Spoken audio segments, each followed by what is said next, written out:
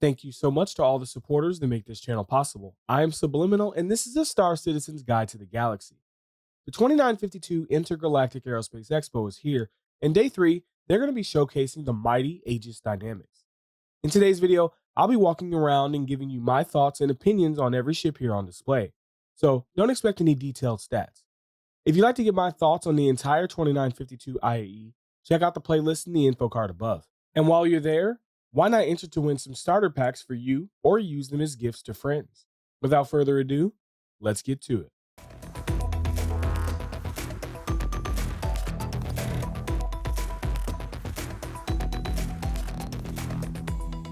I'm going to give you my thoughts and opinions on every Aegis ship on display, and we're starting right now. All right, I'm finally out of the noob flight suit, and we're going to take a look at Aegis Day here.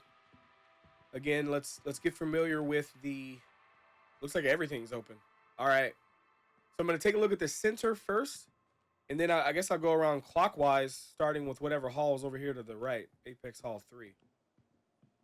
All right, so we got two of my favorite ships in the game.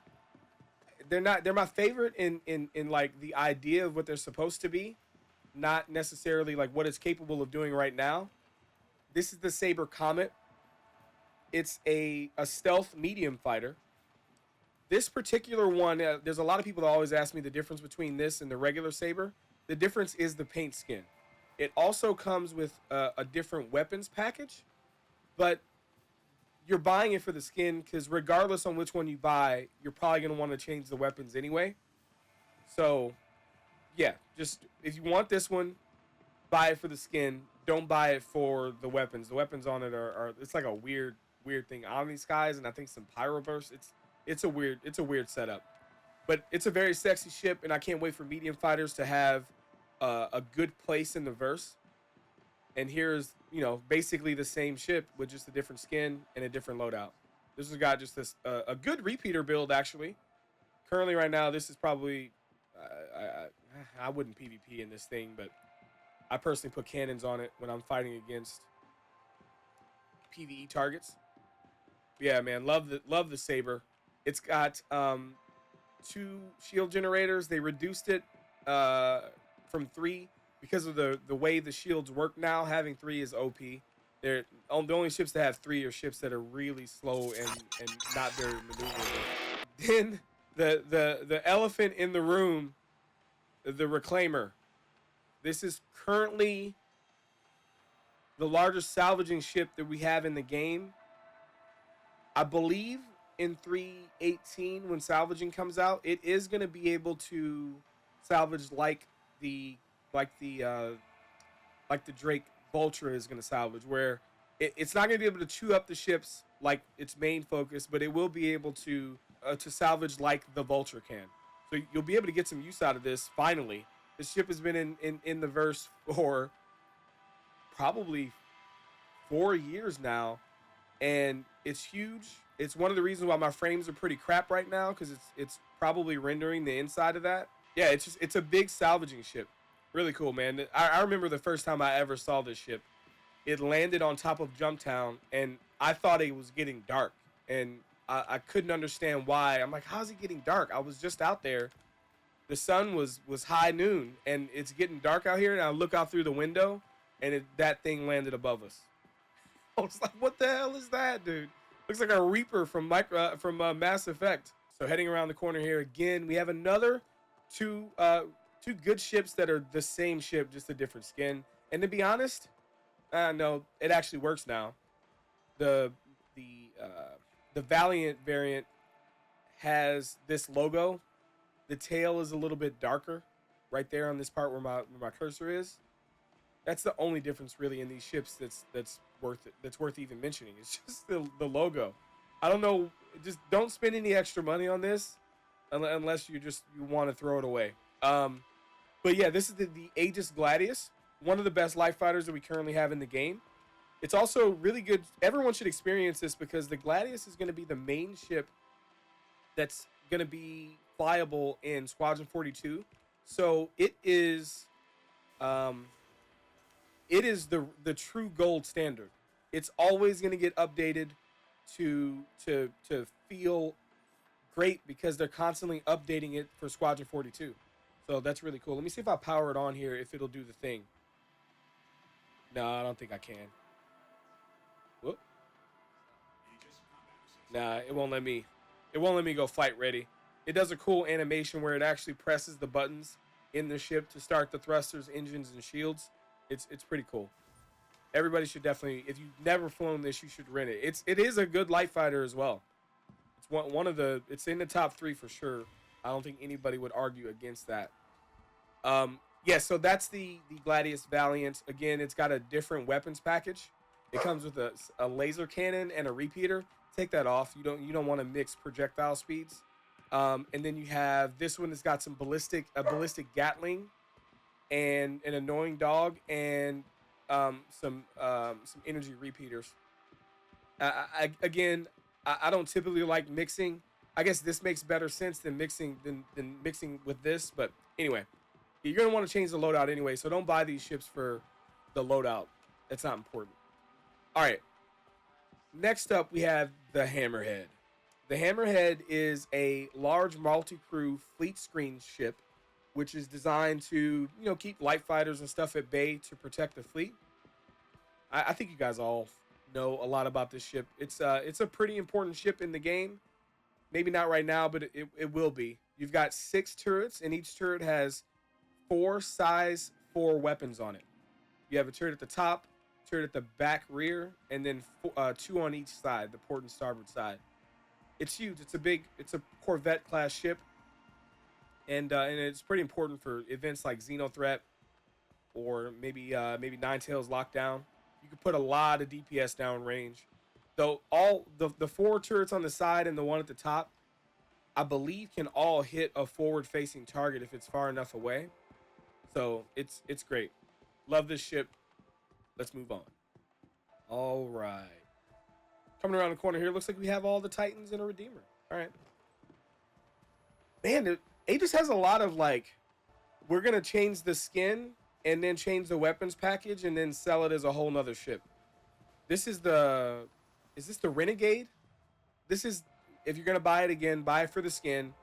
You're going to change the weapons anyway. It looks like it's got gimbaled weapons on it. Take that off. Is that gimbaled? I can't tell. But yeah, this is the Renegade. If you like that skin, cool.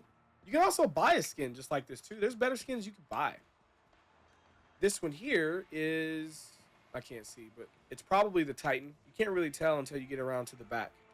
No, it's the Warlock.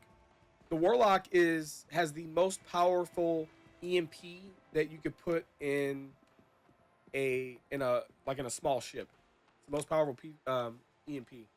I don't know what kind of place EMPs are in right now. You got to take out the shields to even get it to possibly shut down. And I feel like at that point you might as well just blow it up.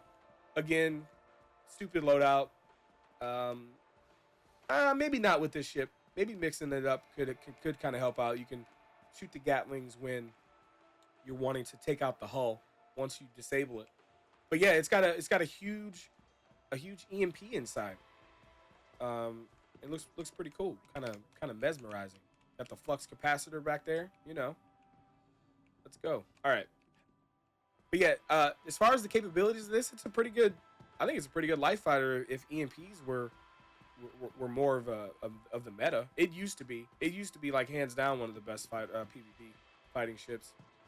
I guess that all the ships kind of get their day in the light, huh? All right. Yeah, so the next 2 are going to be the regular Titan, which I'm sure you've all seen that. Probably one of the most owned ships in the game. But this one's actually the Stalker. So you can get your Mando on in here.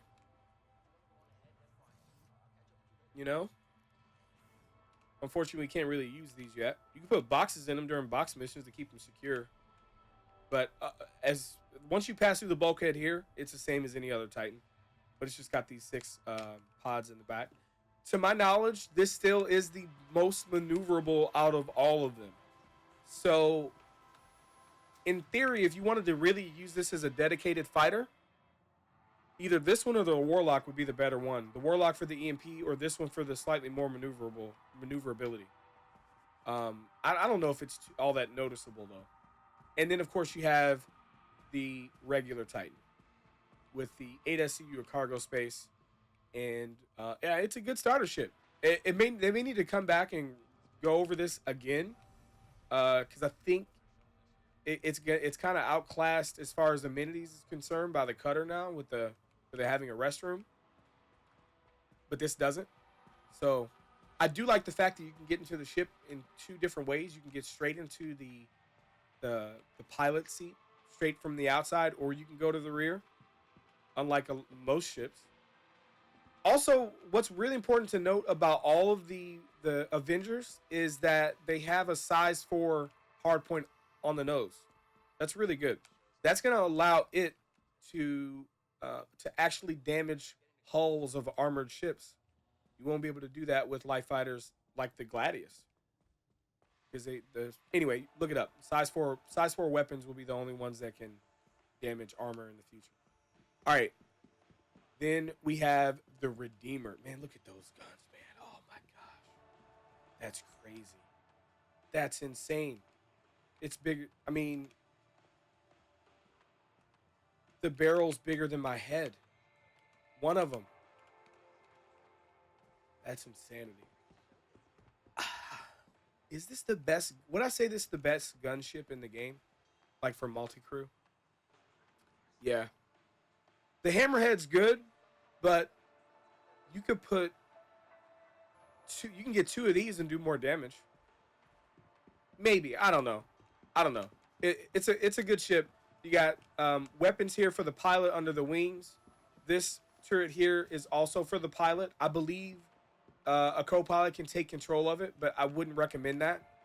And of course, you got these man turrets with these size 5 weapons down here, and then also up at the top as well. Massive amounts of firepower. Massive amounts. And then around the rear, you have a remote turret as well that I do not recommend putting anybody in it at all. Put that person in another ship to cover your 6. But yeah, it's the Aegis Redeemer, a big, huge gunboat, and I think it's a pretty important ship. Hammerhead takes 6, well 7 at least. Right now, it'll take 7. This will only take 3, and you have a pretty decent amount of firepower on a smaller platform that's more maneuverable. Maneuverability and size are the most important stuff in this game. Yeah. All right, let's move on. Yeah, I wouldn't recommend doing any more than 3. You could duo with it too. If you only have one buddy, do it. And then maybe you guys will make another friend and you can max it out. Imagine what'll happen when we have the gameplay where we'll have to actually repair stuff that breaks in the ship. The Hammerhead's going to require probably a crew of 3 people to keep that thing going in a battle, whereas that can probably be done with just 1. So it might take even more. You might be thinking in the future that it might be the decision between 12 people in a Hammerhead or 4 in that. Outranges the Hammerhead. True. All right. Heading into the Vanguard showroom. All right, so let's kind of just do a run through of these. The Vanguard Sentinel here on my right has an EMP. The stock loadout is poo. It's got a turret that has, I think, size 2 weapons on it, but it has an EMP. It's the most maneuverable. You could buy a skin because I know the colors are ugly. So all the Vanguards have a weird weapon setup where they have 4 size 2 weapons in the nose. Okay, and they can be swapped out. And then you can put a big size 5 weapon under the nose, or have a gimbal size 4 like what's on here. They all have that. And regardless on what you do, I recommend putting laser cannons in the nose and under the nose as well. Anyway, so huge amount of firepower. That one also has an EMP, and it is the most maneuverable out of the 3. All right.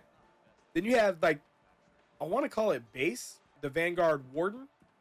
This one is the same thing without the EMP. It's the second most maneuverable out of the 2.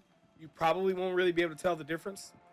It's minuscule, but you have the bigger weapons and you don't have the EMP. However, this is the one where you'll actually be able to change out the module inside, basically the Sentinel module inside, and you'll be able to do the Harbinger module too for the torpedoes as well. This one's the more versatile one, and this is the one that I would recommend if you're buying it with actual money. It's one of the few heavy fighters in the game, and I recommend buying this one for actual money. Like currently in the game right now, if you're gonna be buying it without VUC, you always want to go for the Sentinel. It's more maneuverable, has the same firepower, it has an EMP. Even if you don't use it, at least it's there, and it's half the price in the verse. Why? I don't know. Okay, so this one is the Harbinger. The Harbinger is the torpedo variant. It's got, I think it's 3 or 5. I can't remember. Size 5 torpedoes in it. It's got a torpedo bay down here that opens up.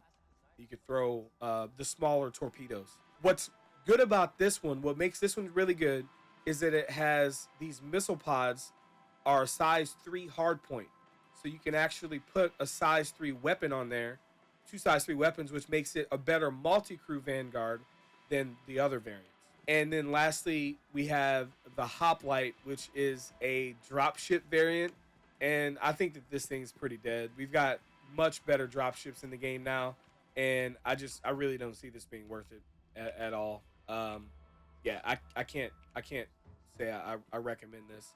The Harbinger, by the way, is also inexpensive in game. It's a little bit over 2 mil. But the Hoplite and the Warden are like 4 mil or something like that. So yeah, I recommend if you want a heavy fighter like this and you like it, the Warden if you're spending actual money, and the Sentinel if you're buying it in game. Oh, and you know what? The Sentinel will probably, they said that it will, but I feel like they're going to change their mind. I don't know. We'll find out. It will eventually lose that EMP once its E-Warfare is actually like a mechanic that's in the game. It's going to have like some EMP missiles or something like that. I don't know. You can look it up. Look up the Buck system. Google that and educate yourself on that before you buy a Vanguard. All right. Let's see what we got here. Oh, the torpedo room. All right. So we have the Eclipse. The Eclipse is the stealth bomber. A great way to take out hammerheads right now with minimal effort. It's cool. Beautiful ship. I don't know what to say. It's the Eclipse.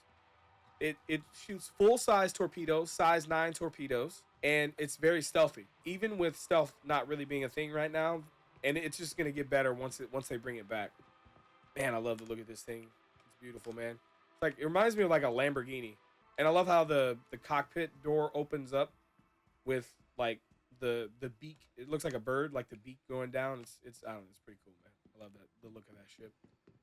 Here we have I guess this is the Retaliator bomber. The other Retaliator isn't in the game, right? Yeah. Okay, so this is kind of weird. If you buy a regular Retaliator, you get the bomber in the game because the bomber is the only variant that we have in the game right now.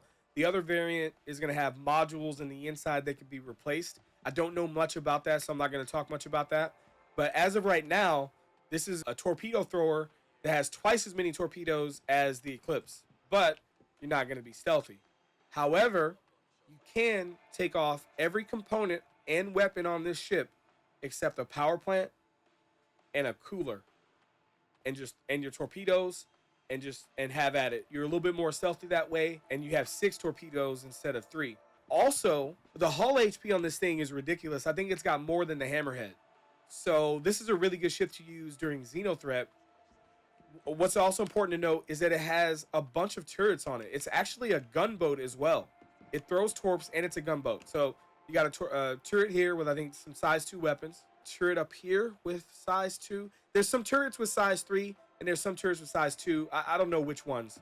But yeah, you also have a turret like this one on the other side. Okay, there's a turret in the front. So front, top, port side, starboard side. Oh yeah, and then there's one in the rear. So it's got a bunch of turrets. They're smaller than the Hammerhead, of course, but you have those torps. So it's gonna have less range than the Hammerhead on those guns. But once you get done throwing basically what they're designed to do is to keep fighters off your back while you throw your torpedoes. Great ship for Xenothreat and other types of things where you need to assist the fleet when they're fighting a capital ship. Okay, we got nothing down here in this part of the hall. All we have is the hollow room. Yeah, Aegis doesn't really have too many more ships. This is the repair arm and refuel one. The Vulcan? Yeah. Repair, arm, refuel? Yeah. Repair, refuel. Okay, I guess not rearm. Nope, rearm. There it is. Okay, this ship is going to be pretty important when Pyro comes in, I think, especially to support a fleet. I'm willing to bet they're going to come up with a dynamic event that's going to happen in Pyro that's going to require us to use ships like this. But yeah, this ship will be able to repair other ships, rearm them, and refuel them. It's a fleet support ship. I don't really know much about it. I wasn't around when the concept came out, but I anticipate that they're probably going to start working on it pretty soon. I think it's getting to the point where we're going to kind of need it. Next up, we have the Nautilus. The Nautilus is a mine layer. And there's something else about this that I learned before. It's a mine layer. Not only does it lay mines, but it also sweeps and clears them as well. So that's going to be pretty cool. And I think it's got a pretty decent like a defensive package with the turrets. Pretty cool, very unique looking ship. I was on like a hiatus when this thing went into concept sale, so I didn't really follow its concept very close. I don't really think we need anything like this in the game right now. I really do hope that they work on the Vulcan first, but it's a cool ship. It's got a really unique design. I like it. All right, so taking a look here, according to chat, they're saying that this is a turret.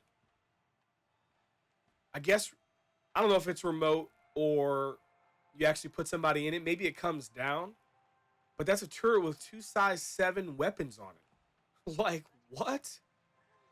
That's insanity. Yeah, I guess it retracts.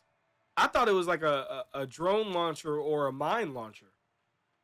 But yeah, I mean, I guess that does look like weapons. They look proprietary. The design is something I've never seen before. But that's makes this much more interesting. It looks like the side turrets aren't anything to balk at either. But it's got to have something in the rear, right? Wait, what's that? What the hell? Rocket pods? Is that what he uses to sweep the mines? Ares ion guns? No way. I mean, they're the same size, but I mean, I guess it's kind of shaped like that, isn't it? It may have a turret at the top or something that we can't see. Or I don't know, maybe that thing that looks like rocket pods to me. I don't get what these things are. Okay, maybe this is where the drones or the mines are launched from, at the top. Anyway, I'm sure you guys can find plenty of information on the internet about the Nautilus. Um, but it's looking more appealing now that I know there's got some big weapons on it. All right, so taking a look at the pledge store, we have some ships available. The Stalker for $60, not bad. Titan for 55, great price. Titan Renegade, don't do it. Really? It's an extra $20 for a skin? Nah. You could buy like a $7 or like a $3 skin or something like that. Warlock 85. I'm maybe for the future EMPs will get a little bit better. Eclipse 300. I guess that's worth it. To each their own. I'm not really much of a missile thrower. Gladius $90. Great ship. Great ship. Paying $20 for the skin again. They got some really nice Gladius skins now. They got like a one that's like a steel color with red. Looks pretty dope. Almost looks black in dark light. Black with red. Looks pretty cool. See, this looks much more distinguishable. This is an old picture. It doesn't even have the ODP logo on it. But it was much more clear what it was. But it doesn't look like that anymore. It's basically the same thing. Why does that have the... That's weird. This has like the old ODP or OD. Is it ODP? Yeah, I think it's ODP. The old ODP logo on it. But this is the regular. That's weird. That's weird. Then this one doesn't have it at all. Anyway, yeah. If you're gonna do that, do it for the skin only. Hammerhead $725. Oh my god, buy it in game. Buy it in game. Anyway, Idris P. Sold out. Again, I heard people were standing there waiting for it to go live. missed out on the F5 battle, didn't get it. Javi. Do we have any Javis left? Let's go. I explained this in some of the other videos, but they only want a certain amount of capital ships in game. I think it's like a percentage of the overall player base. So people basically have to melt these, or we have to get enough new players for them to add more. So it's limited. And if you want to know why it's limited, artificial scarcity. It's a great sales tactic. Welcome to life. The Nautilus. Yeah, so look, that does, you can see in this picture, it does throw out the mines from the back there. Oh, look. Oh, and it does turrets too. So those are mines coming out, and then these are like sentry turrets that you could deploy. That's dope. Two size 7 weapons on a turret in the front, and then it's got some turrets on the sides too. And I want to say somebody said there's another turret somewhere. Maybe it's at the bottom. I don't know. I don't care. Oh yeah, we saw it at the bottom in the hollow suite. Yeah, this shit seems pretty cool. I think I'm gonna educate myself on it more. Reclaimer. Hey, we're gonna be able to use it soon, right? I think I'd rather use my Vulture, but with this having this big thing going around, I don't know, man. It's a cool ship. I love that. Have you guys tried the Black Kite mission? There's an FPS mission on this thing. That's pretty dope. Ninetales is taking one over, and you get to go in and infiltrate. There's like 3 different variants of it too. It's pretty cool. Redeemer, great multi-crew ship. Great multi-crew. I think it's much more easier for someone to get 3 people to crew up than trying to do 6 or more for a hammerhead or something like that. Only $150 for the Retaliator. Now, this Retaliator that you're actually buying doesn't have torpedoes, but the loaner that you get is the one that we saw in the verse that does have the torpedoes. So that's a really good price for the most amount of size 9 torpedoes that you can get in a ship in the game. And then this is the actual Retaliator bomber that you are actually going to be flying in the game if you were to buy this. And of course, once the bomber once the base Retaliator comes in with its modules and everything, you will no longer have the bomber as a loaner. Will you be able to buy a bomber module though to put in? I don't know. Let me know in the comments. Saber, I love this ship, man. It'll always have a warm place in my heart. I have I have faith that it will have its rightful place atop the meta one day. It'll be back again. Saber Comet, only buy for the skin. Yeah, all the Vanguards. I mean, I talked about these enough during the rest of the video. You guys know. But again, they're pretty expensive. Buy them in game. This is one of the best combat ships in the game, the Vanguard Sentinel, currently. You can pick it up for 2 million out VBC in the game. Same with the Harbinger as well. The Vulcan, only $200. That's not bad. That's not bad. Oh, look, there's drones. Oh, man. I still need to educate myself on these ships that were concepted before I was maining the game. That's really cool, man. Because I was wondering, like, how's he going to fix these ships if the ships aren't going to fit inside? It's got repair drones. Huh. R2-D2 up in this bitch. Let's go. Okay. Stalker, better maneuverability. Maybe worth the $5 if you don't care about the cargo space. And we're back to the Renegade. All right. Eclipse Warbond daily deal. So you can upgrade to the Eclipse today, get the Warbond deal, and also slightly cheaper price. Say $20, get damn near lifetime insurance. Does anybody know if all these Warbonds are going to be available for sale at the end? Let me know what you guys think in the comments. Let's watch this. So again, if you guys want to watch this on your own, go watch it. You can find it on Star Citizen's YouTube channel. But if you want to see my reaction to it, I'm going to watch it for the first time here.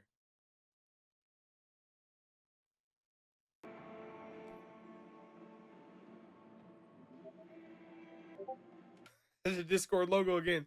I mean, the Discord audio again. I wonder if that was like a placeholder sound that they put when this green thing lights up, but they didn't replace it with something that they actually should be using. I don't think that they can use that. Whoa, whoa, whoa, whoa, whoa. No need to resort to fisticuffs to decide whose Aegis ship is the better. No. For crying out loud. Go get in your damn ships. Come on. Let's take it to the tarmac, shall we? All right then, friends. Gladius versus Saber. Let's settle this thing once and for all. Sans violence. I mean, I used to do this kind of thing on my show all the time. Are they ready? Sounds good. See, we've arranged a tower of barrels for each ship to blast. Each ship has the standard factory loadout. So let's see how that Gellinson Mantis GT220... Oh!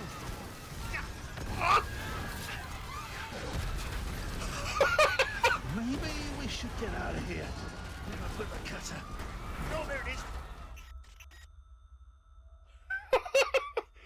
Okay, this is definitely the best. This is the best IAE for those the Jack's guides or whatever. Definitely for sure.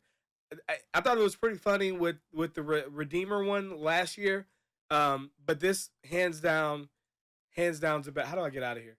Hands down the best for sure. This is awesome. We get to see his whole. I'm telling you, boys. I bet he dies at the end. I bet he dies at the end, chap. I bet he winds up never making it back to Stanton, dude.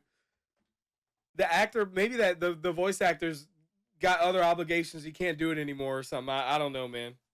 I think I just got kicked from the game. Anyway, all right.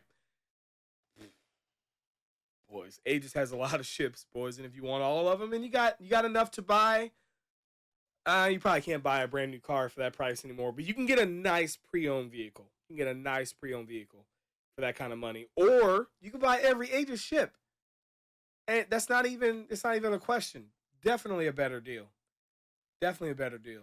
This will appreciate when the game comes out. You can sell your account for more than what it's worth when you can't buy ships anymore. If that day ever comes. Anyway, just joking about that. I think that's it. That's it for the Pledge Store. The Pledge Store is kind of meh when it's not like a new ship package being implemented. Yeah, I think this is a good deal for passive players. If it goes back up to 60, can't say the same.